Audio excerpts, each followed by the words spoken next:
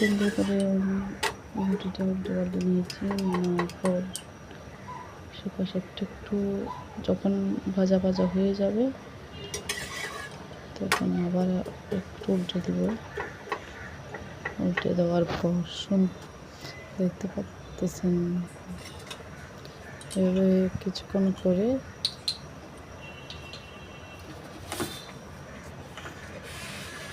দিয়ে দিচ্ছি। একটু ওইদিকে সবগুলো তেলগুলো দিয়ে দিচ্ছি। তেল দিয়ে দেওয়ার পর এবার ভেজে নেওয়ার পর যদি তেল দিন পরোটাটা সুন্দর হয়।